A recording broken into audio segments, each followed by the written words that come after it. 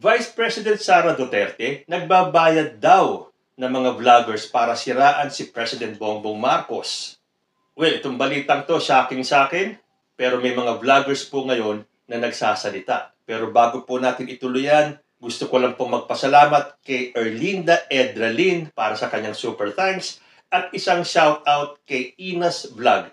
Maraming salamat po sa patuloy ninyong pagtangkilik sa aking munting channel.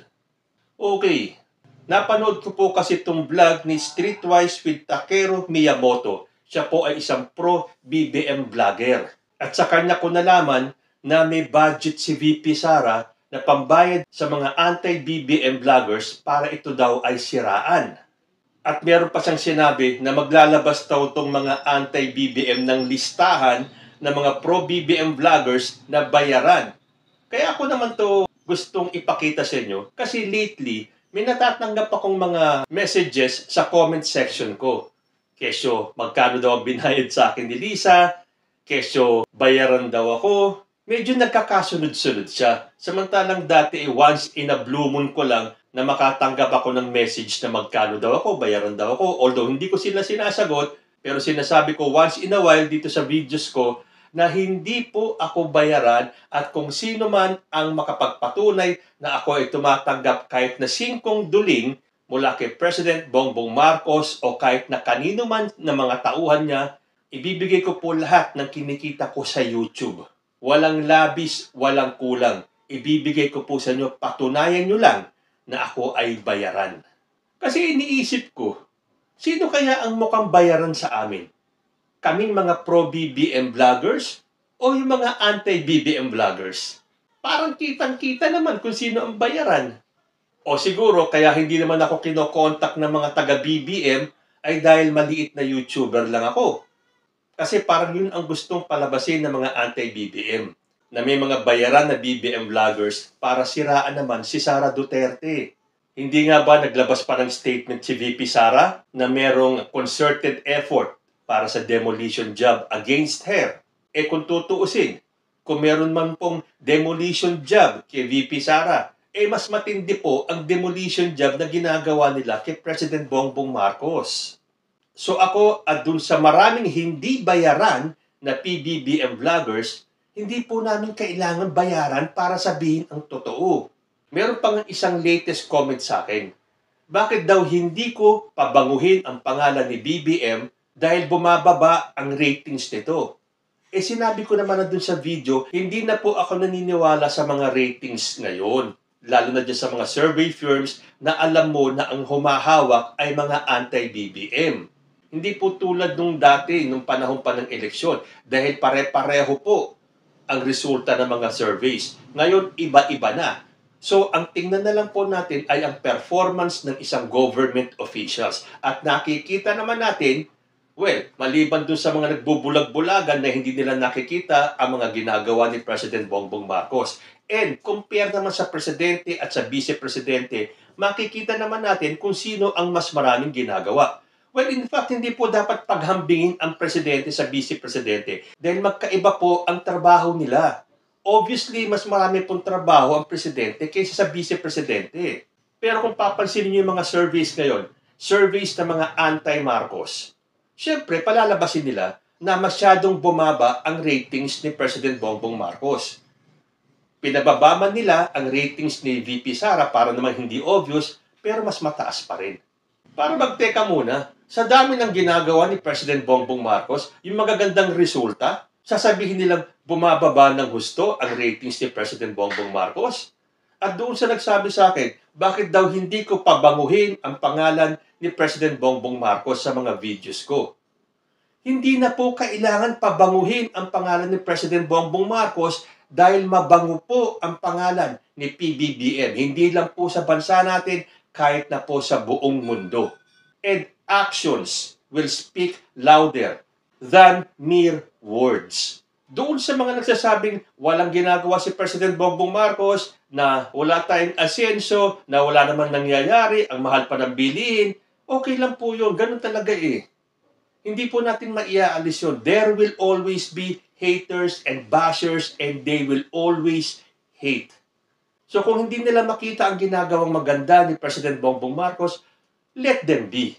Majority naman po ng taong bayan ang nakakakita ng ginagawa ni President Bongbong Marcos. So, hindi ko po kailangan pabaguhin ang pangalan ni President Bongbong Marcos para sumipsip lang sa kanya.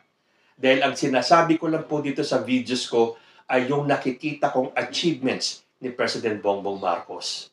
At hindi po ako kailangang bayaran to tell the truth.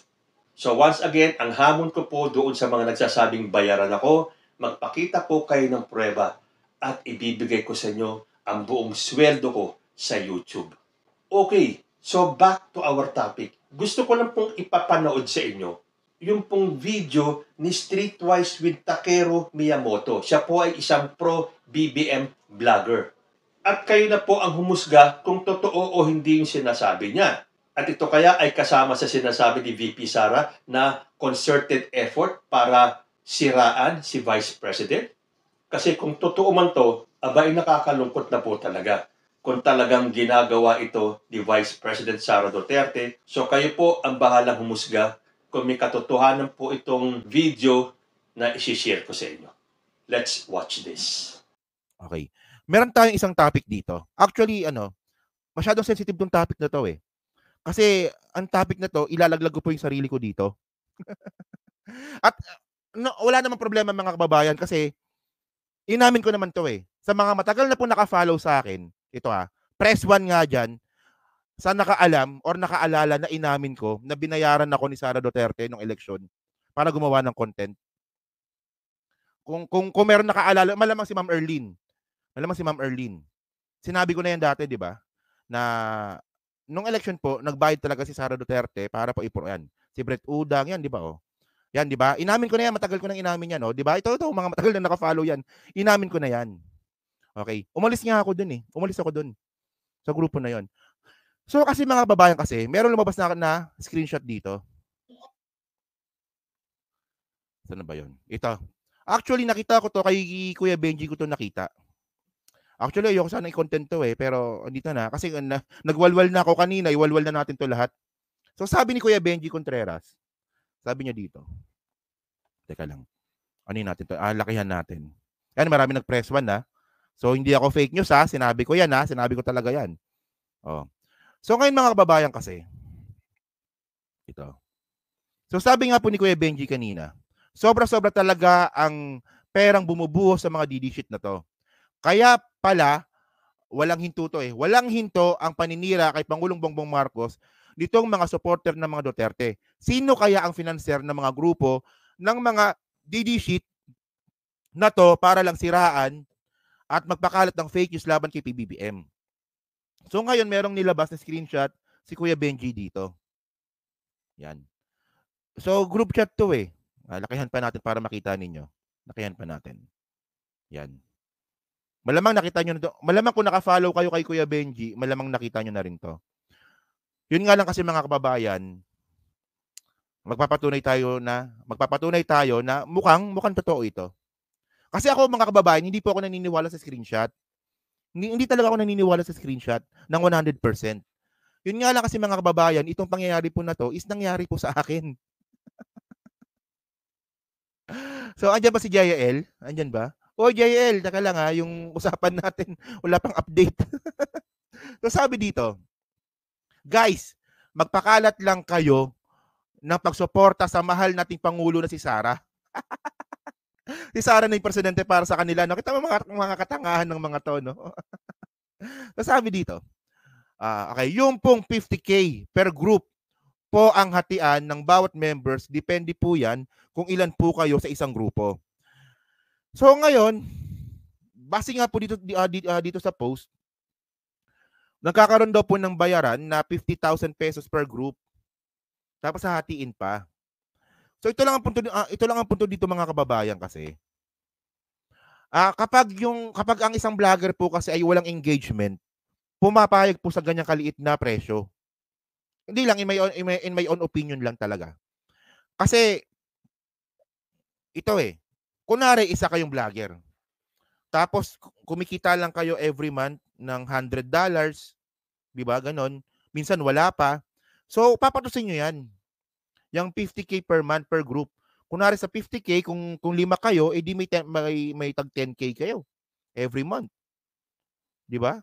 Kung 6 kayo, di mas maliit yung hatian. Di ba? So ito, regarding ito, sa ano pangalan ng group chat nila? President Sara Movement. Yan. DDS President Sara Movement. Kaya medyo duda ako sa mga screenshot talaga eh. Kasi medyo mahirap ano yun eh. Mahirap i-confirm kung totoo ito eh. Pero ito mga kababayan, tuloy lang natin ah. So sabi dito, salamat po ma'am. Okay. Basta po ipagkalat natin ang paninira sa Bobong Marcos. Ito mga kababayan, sa tingin niyo, sino ba yung bobo? Si Sara o si ano? Si PBBM? Sino ba yung bobo? Kung makabobong Marcos kayo, akala nyo, ang tali-talino ni Sara Duterte. Walang yan na to. Di ba? So sabi pa dito, okay.